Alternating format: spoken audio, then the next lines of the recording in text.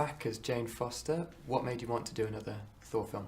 Well, it's always so fun to get to reunite with people you've worked with before when you like them, when you all had a good time together. So this was so nice to get to be with everyone again after 2 years and get to re-enter the fun world, because it's really just a fun movie. In the first film, Jane was kind of anchored on Earth. This time we get to see her coming off planet to the Nine Realms, the Asgardian world. Yeah, talk about acting through that. Well, it was really, it was a little bit scary at first to have Jane be going to Asgard, because I just was like, oh God, I'm going to stand out. It's going to be so awkward to have all of these, Amazonian, beautiful, like big actors around and talking in Shakespeare, like faux Shakespearean verse. And then there's like little me there, with my Valley Girl accent, talking. But it was really fun to get to be in it too, because for the first time I got to interact with Tom Hiddleston, who plays Loki, and Anthony Hopkins, who plays Odin, two actors I adore, and Rene Russo, who I love. And so I got to have scenes with them, which was really exciting, and also get to see all the sets, and which I had missed before, which are just astonishing. Before those adventures, I think we meet you on a date. Yes. At the beginning of the film. Just talk about filming that scene. Different kind of scene to what you'd expect from a Thor movie. Absolutely, it was really fun, and Chris O'Dowd, who plays Richard, the gentleman I'm on a date with, at the start of the film, is so funny and so good. And so she's trying to move on after Thor, and of course, it's impossible to explain, how that ended, because you can't say, oh yeah, he's from another universe and he's back on his planet or whatever. No one will understand that story. How important is it to have those kind of humorous beats in these big action films? Well, I think it's what sets the Marvel movies apart, is that they have these really, light comic book moments that really remind you of the genre and make it just fun, that it's not supposed to be some, crazy, dark, there's the real action parts, and there are sort of heavier moments, but in the end, it's real comic book entertainment.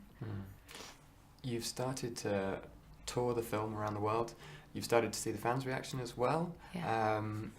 When people start talking to you about it, you get an idea of how it's gone. Just talk about your reaction.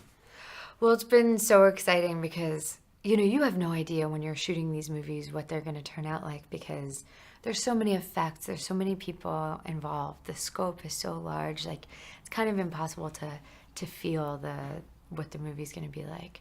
And then so to see it come to fruition and have everyone's been so enthusiastic and telling me how much fun they had watching it, how funny it is, and surprisingly funny, and that it's a really great feeling to be part of something like that. Yeah. And of course, you go from filming it, which is a different world with green screens and different sets, to seeing the final product. Final product. It must have blown you away a little bit to see it all appear on the screen. Yeah, it's really it's so beautiful when you see the final product. And I mean, the ability, I have such new respect for the director and for all of the visual effects people. I mean, to be able to have that in your head when we saw what we saw is just really, really such a talent. That said, there are a lot of physical sets built for this film. You were down in Shepperton Studios, I believe. Yes. Did that help? Yeah, no, it's really helpful to have real sets, and those sets are so beautiful and grand that they really have this kind of awe-inspiring effect, and it ends up being sort of a lot of the details and the views of, like, through the window when you see these sort of deep views of the city, and those, and like the funeral scene, like those are things that were almost completely CGI. So yeah, it's amazing. It's sort of like seeing pictures of yourself on a vacation you've never been on, you know, like you're like, oh, I was there, but I never was there until I just looked at it on screen.